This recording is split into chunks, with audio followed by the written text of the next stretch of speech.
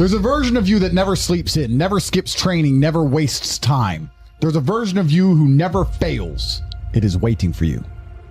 Genuinely ask yourself a question, you at home. If you had done those things for the last 2 years, you never skipped a training, you never wasted time, you never scrolled TikTok, you never sat aimlessly on the internet typing in garbage, never played video games, you never wasted time.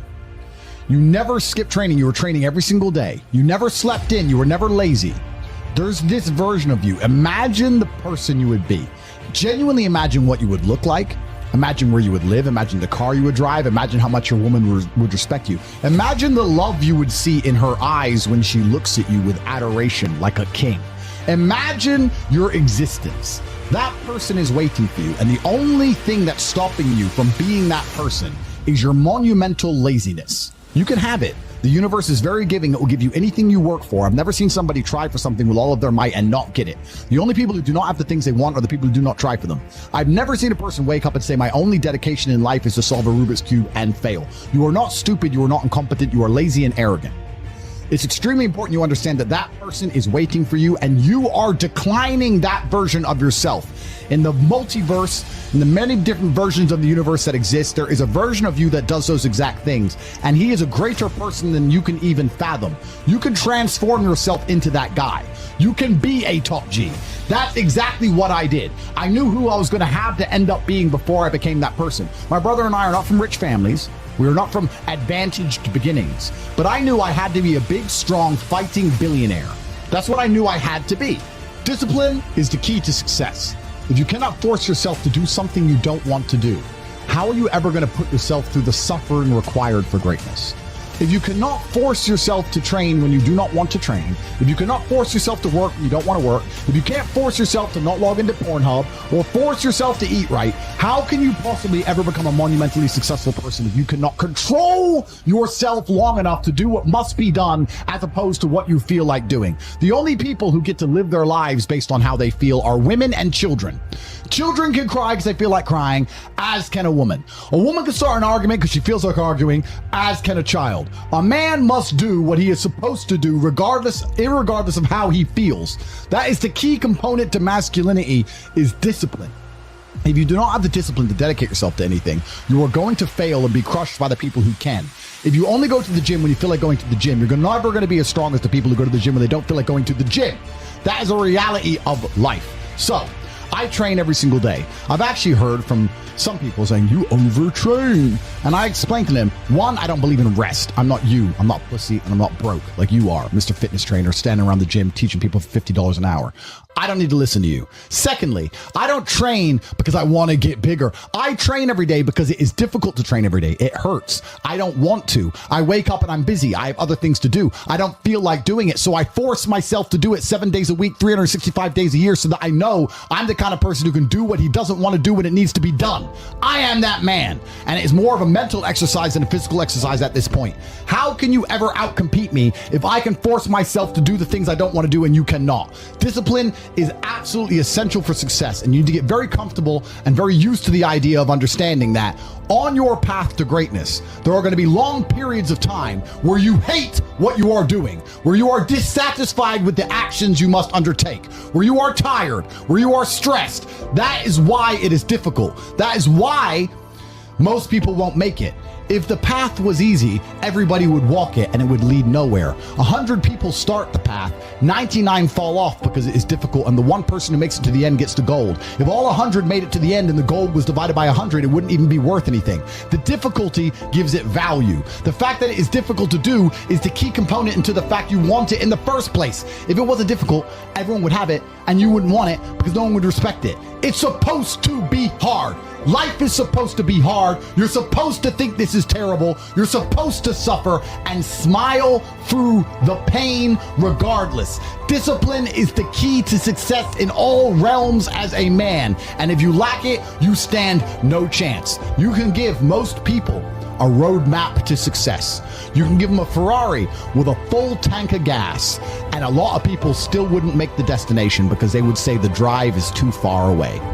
quitters. They don't have the discipline. You can tell them exactly how to do it. You can give them the mechanism to get there, but they don't have the discipline to complete the drive and end up at the destination. That is the majority of Earth.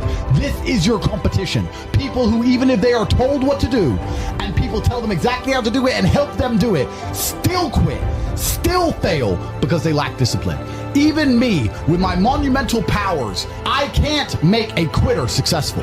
It doesn't matter how good I am. It doesn't matter how easily I make it for them to succeed. It doesn't matter how compendious and concise and powerful the real world is. It doesn't matter how much I text them and motivate them, how many emergency meetings I do to try and talk to them and hype them up, how much motivation I give them. It doesn't matter what I do. If they are a quitter, guess what they're going to do? They're going to quit.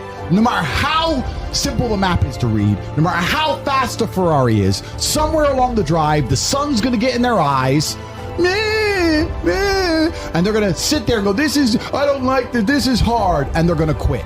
Quitters are the number one type of people that nobody can help.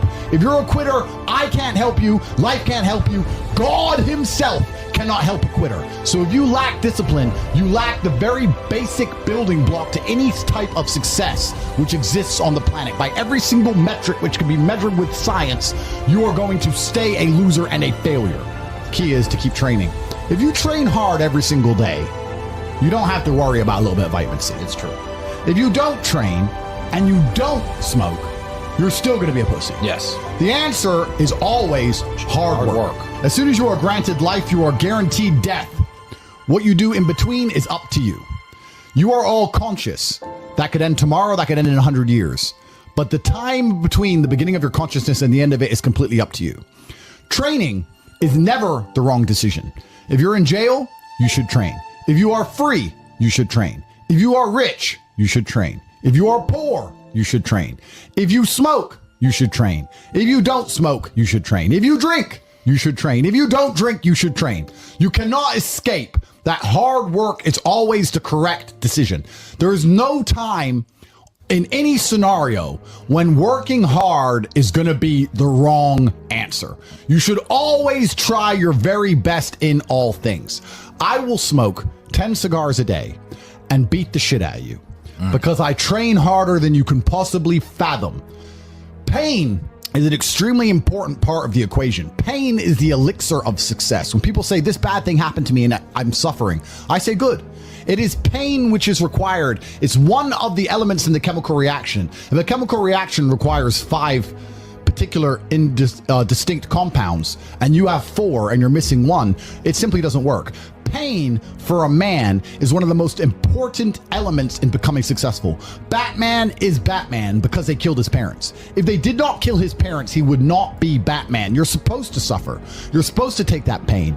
The worst thing that can happen to you as a man is you live a life with no pain in it. To be born into a rich family and have a nice, easy life and be given money, and you don't have to go to the gym and not have to train because you have bodyguards and sit around like a fuck up. You're going to be miserable and unhappy and a drug addict buying prostitutes. You're only going to have women who adore you. You're only going to feel confident in yourself and feel happy when you've been through hell and come out the other side.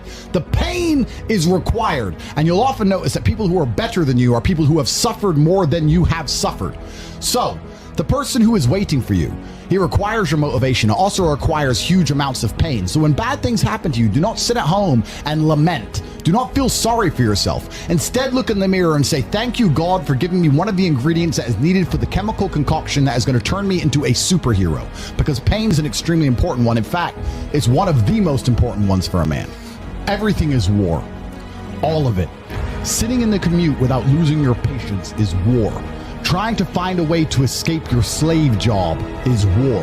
Keeping your wife happy and your children inspired is war. Training to become stronger than before is war. It is all war, and it cannot be avoided. And I'll tell you why it's war, because war is 2 opposing sides trying to achieve the same goal. 2 opposing sides want the same land or the same influence over X land. And the car you want, the Ferrari, you're not the only person who wants it. The reason it's so expensive is because others people want it. The girl you want, the beautiful woman, everyone wants her. It is war. It is competition. Everything about life as a man is war. It is conflict because you are competing against the other men who want it the same, which is why discipline is such an important thing, which is why you must take the pain and add it to the concoction to become as formidable as possible. Life is war. This idea that you can go through life as a man and avoid war is probably the biggest mistake that most men make, because it is impossible for you to achieve anything significant without war. Running a business is war. Running a hotel, running a restaurant, running an online company, it's war. Training is war. Life as a man is war. You need to wake up and view it exactly as what it is. Everything I want, other people want. Everything I desire, other men are trying to get. This is a war and I must outcompete them. That is the best possible mental model you can have. Even in jail, it was a war for who could stay most calm. A war who could control their mind the best. A war for who could suffer the least. That is war. I was surrounded by people who lost their minds and I refused. It was a battle and I was successful. Life in and of itself as a man is a never-ending struggle and a never-ending battle. It is the constant of the human condition. Evolution requires pain. While others complain that they do not feel happy enough, I'm happy I'm struggling. I don't want to be happy. I want to be great. This is the beauty of life as a man. You understand? I don't care. I'm happy to be struggling. I wanted to fight. You wanted to win. I wanted to fight. That's the difference. You're concerned with winning. I wanted to just fight. And we're fighting. That is the beauty of life as a man, to be great. If you concern yourself only with being happy, you are once again acting like a female or a child. Happiness is fleeting. It doesn't even matter if you're concerned only with the hedonism of happiness. You're going to drink alcohol and go to parties and go to festivals and take drugs. I want to be happy. Who cares? I want to be great. I want to be great all of the time. And let me ask you a question as a man at home, genuinely, truthfully. Would you rather be a loser who's always smiling, a happy loser, or would you rather be a stressed winner? Because I'll tell you something about winners. Most of them are stressed. We are stressed. We're stressed. Putin is stressed. Genghis Khan was stressed when his messenger turned up after a 4-week ride with updates from the battlefront of Iran. I'm sure he was stressed by what he read. Even if it was very good, even if it all looked fantastic, he started to feel stressed. Okay, well now maybe I need to go to Iran. How long is it going to take me to get there? Maybe we need to send more horses. Maybe we need to colonize Iran. He felt stress because the beauty of life as a man is to be great. So you have to sit here and ask yourself, do you want to be a happy loser that's insignificant? Nobody knows you exist. Women don't respect you. Men don't respect you. Nobody cares if you live or die, but you get to smile all the time. Or do you want to be one of the most important people on the planet with a little bit of stress? I am brilliant because I've decided to be brilliant. And if I have to sacrifice happiness to be brilliant, then that's fine. You know what the great thing about it is? You know it's amazing what God gives, how the whole world becomes full circle? If you stop caring about being happy and you start caring instead about being great, guess what you end up being? Great. Along with great. And you know what? Yeah, happy. You end up happy if you forget about happiness and try to become great. You will never be successful if you're concerned about being happy, so forget about it. I like to consider myself a wise old man, and I'm trying my best to encourage and instigate a revolution amongst the youth where men take absolute self-accountability and they believe in themselves and they take responsibility for absolutely everything. As a man, you are most formidable if everything is your fault. If it rains outside and you get wet, that is still your fault. Can you control the rain? No. Could you have brought an umbrella? Yes. You need to blame yourself for all things, the good and the bad. And by doing this, you take absolute self-accountability, which allows you to build a mental model in which you will find solutions, 1. 2, avoid trouble, because you know that anything bad happens to you is your fault. And 3, be the most fearsome competitor possible, because we're living in a very competitive world nowadays amongst the elites. The people who understand that you're living inside of a fish tank are trying very hard to get out. And you have to make sure that you can outrun some of them if you want to escape. There's an age-old adage. If a bear is chasing a group of people, you do not have to be the fastest one. You just have to be faster than the slowest. The slowest person is going to die. So as long as you're ahead of the majority of people, you stand a very good chance of avoiding slavery. Being a powerful man isn't always about furious anger and instilling fear. As enemies attempt to attack your energy and lower your vibration, understand this. Power is untouchable. Power may notice, but it doesn't care. Sometimes power is simply not giving a fuck. Being a powerful man isn't always about furious anger and instilling fear, meaning sometimes it is. You need to retain the capability to instill fear with furious anger. A man who cannot do that is not a man. It is one of the cards you need to have in your deck. However, more often than not, when you're in a true position of power, you will play the alternate card, which I'm describing here as simply not caring. How can you not give a fuck about things? So I'll tell you how. You're filthy rich, and you have a strong network of people around you who you trust, and you have a good family, and you have beautiful children, you have women who love you, and you have beautiful supercars, you live with your best friends in a compound, you have armed guards, and you're proud of yourself, and you're strong, and you train hard every day, and you're monumentally successful, and all of your dreams come true. And if you want something, you can instantly snap it up. You want a Pagani, you want a Bugatti, you want a $25 million apartment, anything you want, you buy. It's very easy to not give a shit about the opinions of people who don't have one fraction of your success. And what these people are trying to do is drag me, I'm using me as an example, but we can also use it for you. When you have true power, they're trying to drag you down. They're not trying to elevate themselves. They're trying to drag you down, which is a very different thing. Because it's amazing how God rewards those who are trying to build and create and elevate, and how it punishes those who are simply trying to destroy and be spiteful and negative. And these people are going to dedicate hours and hours and millions of hours of their life towards a certain cause. Thank you. To try and drag people down who they cannot affect because they're already too powerful and too large. And they're wasting their own human experience, and they're not progressing or advancing themselves in any way. They will stay brokies, and we will stay rich forever. So the lesson here is that you need to get to a position where ignoring people is a move in which you're guaranteed success. You can ignore people completely and they are benefiting you. And that comes from a position of power. And I think a lot of you at home right now, you may not be in our position, but if you're already working hard, you're already going to the gym, you're already training, you make sure that you're getting as much muscles as possible, as much money as possible, you're dedicated, you don't sleep in, you don't waste your time, you don't smoke weed, you don't play video games, you're focused on trying to become fantastic as a person. You can just ignore that girl.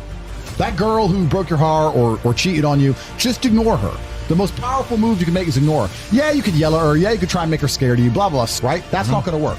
The powerful move is just to completely ignore her because you're on your ascent. She is likely on her descent. She likely has no intention of improving herself, no intention of becoming richer, no intention of becoming better looking. Time is against her. As she gets older, she's going to lose her looks. You're going to continue your ascent, and she's going to have to watch you for the rest of her life be the man that she could have been with that she's no longer good enough for. The best thing you can do is simply ignore. That is the powerful move. And it's the same with also men. It's not even a gendered argument. There's men who want to be your friends right now, who wanted to be your friend, and they did something wrong to you. And if you're on the right path doing the right things, karma, God, the universe, whatever you want to call it, is going to teach them a lesson for simply failing to be a good person to you while they had the chance. But when you have a whole bunch of money, you take care of the people you love. And that's the masculine prerogative. And even my brother and I, anyone who's been loyal to us, who's on our team, we monumentally reward. And everyone who ever displayed cowardice or sold us out or made mistakes massively regrets it because they see how well we treat the people who are close to us. If you lack somewhere, excel somewhere else. Counter your weaknesses by honing other capabilities. If you're ugly, become filthy rich. If you're poor, be as strong as an ox. Life is unfair. The primary focus of your energies is to balance the books. And there's two different ways you could interpret that. You can, obviously, increase the attributes that you are lacking. If you have the ability to train, because a lot of people don't. Some people are born without arms and legs, but you, with 2 arms and 2 legs, are sitting at home jerking off the Pornhub, flabby and fat. If you have the ability to train, you should be doing it. But also, there are some things that some people are just better at, and you can counteract that problem by teaming up with people who compensate for your weaknesses. People who are strong in areas where you are weak, and you team up with people where you are strong in areas where they are weak. I don't think between the people in this house and our group of friends, we lack anything. Correct. Anything. Correct. Literally anything. We can sit as a group and have a conversation about anything with anyone in the world and give useful insight and change people's lives for the better, because although I am not perfect, our team compensates one for each other. And that's the point of brotherhood. So excel in one area if you lack in others. I have people say to me, Andrew, I'm short. What do I do? I'm short. Okay, God made you short. Fine. Good. Doesn't matter. You can't change it. What you can do is become as strong as an ox and become filthy rich and monumentally important and extremely influential. You can do that. People say, I'm poor. You should be strong. Oh, I'm strong, but I don't have any money. Okay, then teach others to be strong. Yes. There's always a way you can take your advantages and use them. And by teaming up with other men, other people, you can build a team in which there are no weaknesses. So if you have a disadvantage, you also have somewhere God has given you a distinct advantage over others, and it is your duty to excel in that realm. It is your duty to become so monumentally influential and powerful within that specific criteria in which you have the capability to be brilliant, that your weaknesses no longer appear because they can be simply overshadowed by your network or overshadowed by your absolute competence.